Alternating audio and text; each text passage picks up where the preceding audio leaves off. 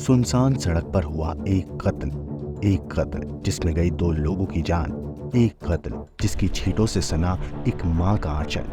वो माँ जिसने रची अपने बेटे के कत्ल की कहानी, जिसने समाज के लिए अपनी कोख को सूना कर दिया, जिसने अपने बेटे के खून से खुद के हाथ सान लिए। वो माँ जिसने अपने बेटे बहू के खून की प्लानिंग करके जुर्म की दुनिया में कातिलों की फहरिस्त में अपना नाम लिखवाया। वो कातिल माँ जिसे पकड़ने में पुलिस को खंगालने पड़े 250 से ज्यादा सीसीटीवी कैमरे। सुनसान सड़क पर जब एक माँ ने लिखी जुर्म की दुनिया की इबरतनाक खौफनाक कहानी। आज बात करेंगे एक ऐसे कत्ल के बारे में जिसमें 3 कातिलों ने रात के अंधेरे में रिश्तों को दी मौत की सजा। ऐसी सजा जिसमें खून के रिश्ते हुए शर्मसार।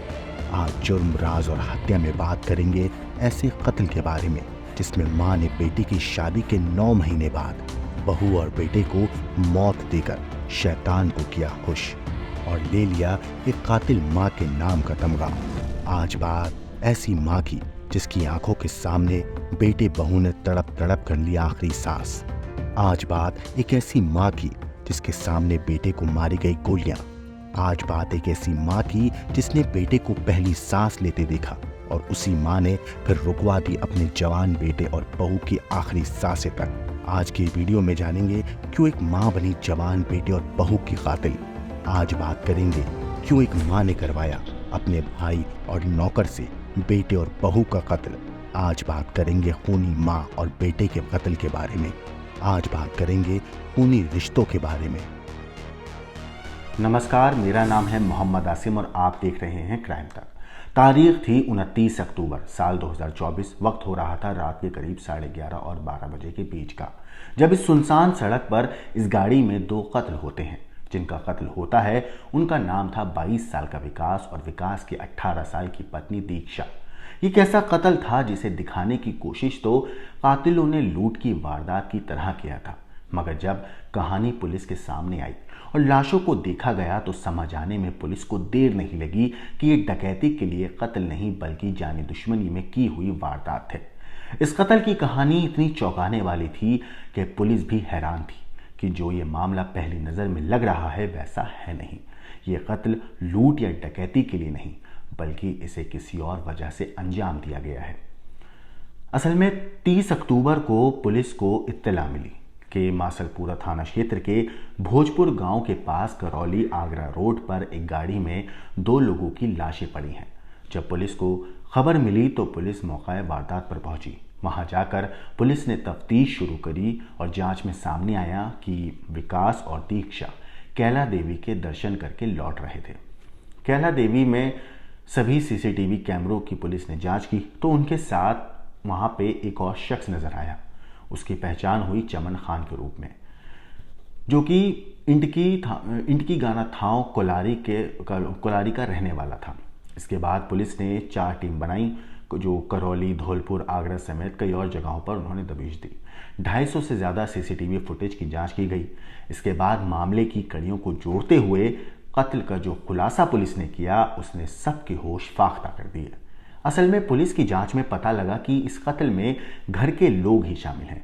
जांच में सामने आया कि करौली जिले में कैला देवी के दर्शन करके लौट रहे थे पति पत्नी, तभी इनकी गोली मारकर हत्या की साजिश किसी और ने नहीं बल्कि युवक की मां ने ही रची थी। मां ने अपने सामाजिक प्रतिष्ठा को बचाने के नाम पर अपने भाई के साथ मिलकर अपने बेटे और बहू की हत्या करवा दी। पुलिस ने 250 से ज़्यादा सीसीटीवी फुटेज की जांच करके मामले का खुलासा किया। युवक की मां, मामा और उसके नौकर को गिरफ्तार किया गया। मगर अभी भी एक सवाल था जिसका जवाब पुलिस को पता लगाना था कि कत्ल के पीछे की असली वजह क्या है। क्यों बात इज्जत पर आई हुई थी?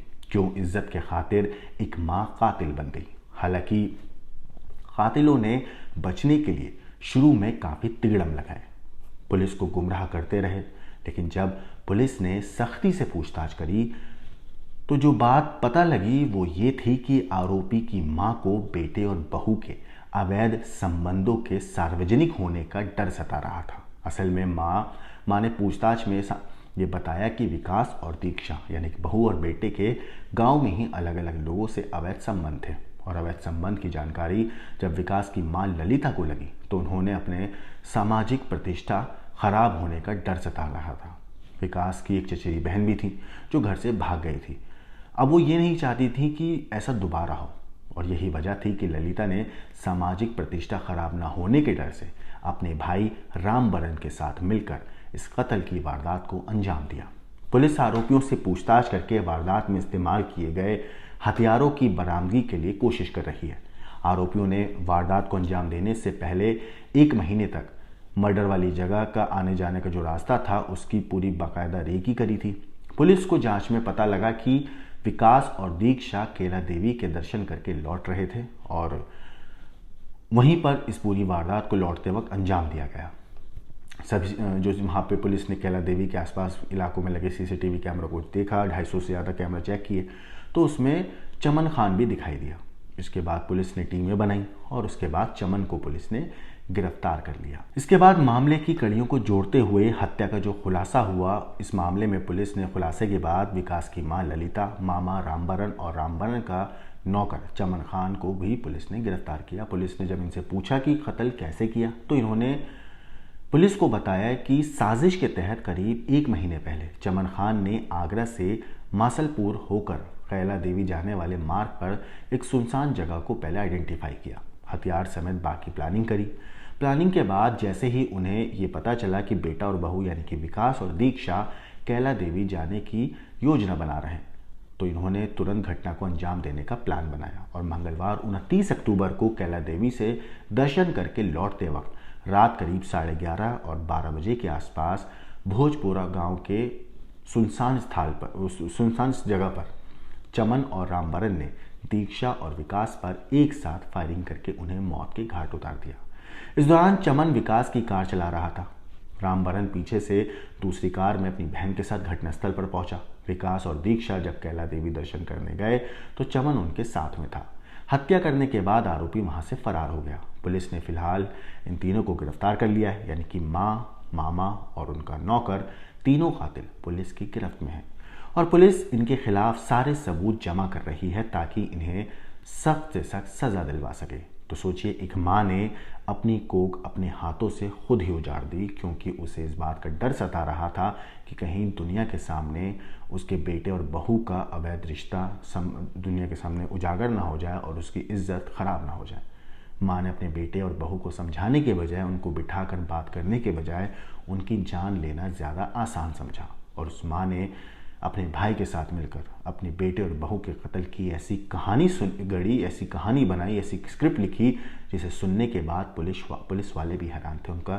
उनके भी होश फाख्ता हो गए थे, उनके भी होश उड़ गए थे कि एक माँ इतनी बेरहमी से अपने बेटे को मरते हुए देख रही थी।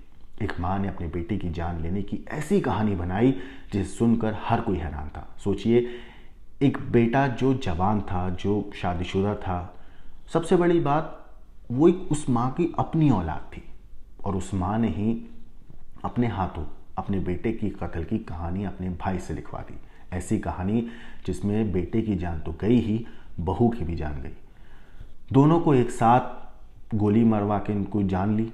उसके बाद पूरी वारदात को इन लोगों ने कत्ल की एक कहानी बनाने की, लूट की एक कहानी बनाकर दिखाने की साजिश रची। लेकिन जब पुलिस ने लाशों को देखा तो वो समझ गए कि ये मामला कत्ल का ही है, लूटपाट का नहीं, क्योंकि जो लाशें थीं उनके आसपास जो चीज़ें थीं उसमें से कुछ भी चुराया नहीं गया था। अगर ये वारदात लूट के लिए होती तो दीक्षा जो ज्वेलरी पहनी हुई थी कम से कम वो चोरी करके वो लोग वहाँ से भागते।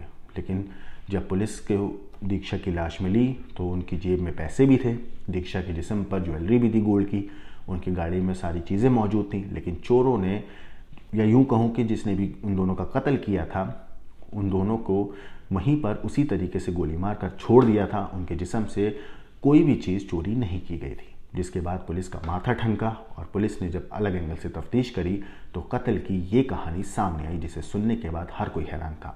इस कातिल माँ, कातिल मामा और उस नौकर के ऊपर आपकी जो भी राय है हमें कमेंट करके ज़रूर बताइएगा। बाकी देश और दुनिया की क्राइम की खबरों के लिए देखते रहिए क्राइम तक।